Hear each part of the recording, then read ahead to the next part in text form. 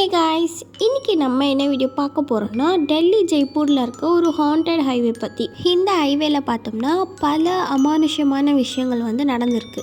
அதில் ஒன்று தான் இப்போ நம்ம பார்க்க போகிறோம். அப்பர்ணா அப்படின்ட்டு ஒரு பொண்ணு. அவங்க பார்த்தோம்னா டெல்லியில் வேலை பார்த்துட்ருக்காங்க. அப்பர்ணாக்கு பார்த்தோம்னா ஈஸ்டருக்காக 3 நாள் லீவ் விடுறாங்க.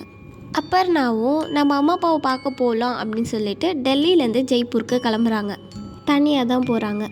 எப்போவுமே அவங்க ஃப்ரெண்டு பிரியா அவங்க கூட வருவாங்களாம்.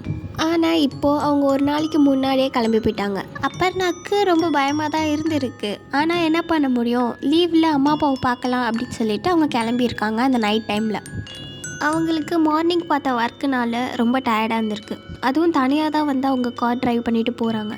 அந்த ரூட்டில் அந்த டைமில் யாருமே இல்லை. அப்போ கரெக்டாக அப்பர்ணா பங்காரு ஃபோர்ட் வழியாக போகிறாங்க. அப்போது ஒரு பொண்ணு நடந்து போகிறத அவங்க பார்க்குறாங்க.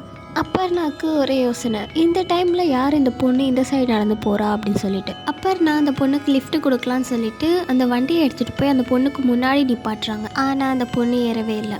அதுக்கு பதிலாக அங்கேயே நின்றுட்டு அந்த காரை வெறிக்க பார்த்துருந்துருக்கா. அப்பர்ணாவும் சரி ஒரு வேளை இந்த பொண்ணோட வீடிங்க தான் இருக்கு போல் அப்படின்னு சொல்லிட்டு கிளம்பிடுறாங்க.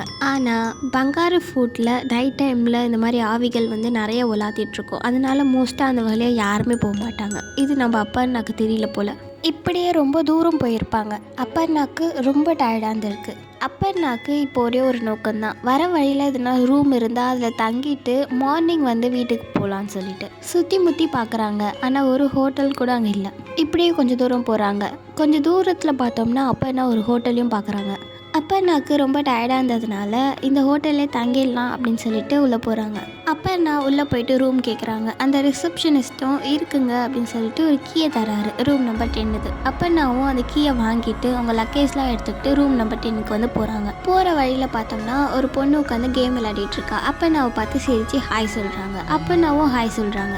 அப்பர்ணாக்கு ரொம்ப டயர்டாக இருந்ததுனால அந்த பொண்ணுக்கிட்ட அவ்வளோ பேச முடியல. சரி நம்ம நாளைக்கு காலைல பார்த்து பேசிக்கலாம் அப்படின்னு சொல்லிட்டு அவங்க ஃப்ரெஷ் ஆகிறதுக்காக போகிறாங்க. அப்போவும் அந்த பொண்ணு அங்கே தான் உட்காந்து கேம் விளையாடிட்டு இருக்கா. அப்போது ஒரு அமானுஷ்யமான விஷயம் நடக்குது. அந்த பங்காரு ஃபோர்ட் வழியாக பார்த்த பொண்ணு இந்த ஹோட்டல் வரைக்குமே நடந்து வந்திருக்கா. அவள் கால் ஃபுல்லாக ரத்தம்.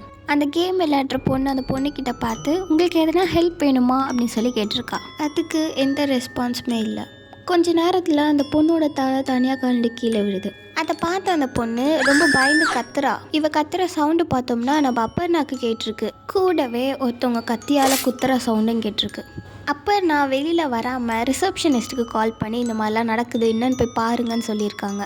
அந்த டைமில் வெளியில் பின் ட்ராப் சைலன்ஸ், ஒன்றுமே கேட்கல. அப்பர்ணாவும் பொறுமையாக நடந்து வராங்க. அப்பர்ணா வீட்டு ஜன்னல் வழியாக அந்த கேம் விளையாடுற பொண்ணு ஒரு மாதிரி நின்று அப்பர்ணாவே பார்க்குறா.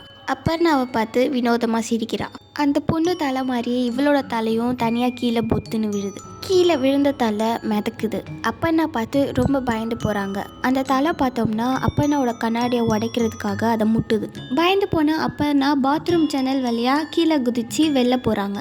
அப்போ அந்த ரிசப்ஷனிஸ்ட் தாத்தா பார்த்தோம்னா அந்த தலையை பார்த்து சுடுறாரு. ஆனால் அந்த தலை தப்பிச்சு போயிடுது. அதனால் கோவமான அந்த தலை பார்த்தோம்னா அவரோட கழுத்தையே கடிச்சு கொதறி அவரை சாவடிச்சிடுது. இதெல்லாம் பார்த்து நம்ம அப்பர்ணா அவங்க கொஞ்ச நேரம் கூட இருக்க யோசிக்கல. உடனே அவங்க கார் எடுத்து தப்பிக்கிறதுக்காக அவங்க கார் கிட்ட போகிறாங்க. அப்பவும் அந்த தலை அவங்க பின்னாடி ஃபாலோ பண்ணிட்டு அவங்க கார் கண்ணாடியை முட்டி மாட்டிக்குது. அப்பர்ணாக்கு ரொம்ப பயம். அப்போ அவங்க அந்த காரை ஸ்டார்ட் பண்ணிடுறாங்க. வளைச்சி ஓட்டுறாங்க. அப்போ அந்த தலை கீழே விழுந்துருது. திரும்பியே பார்க்காம அந்த ஹோட்டல் விட்டு அவங்க போகிறாங்க. மார்னிங் அப்பர்ணா அவங்க வீட்டுக்கு போயிட்டு இந்த விஷயத்தெல்லாம் சொன்னால் அவங்க யாருமே நம்பலை. அப்பர்ணாவே சரி நம்ம பார்ப்போம் அப்படின்னு சொல்லிட்டு மார்னிங் வராங்க. ஆனால் அங்கே பார்த்தா அந்த மாதிரி ஒரு ஹோட்டலே இல்லை.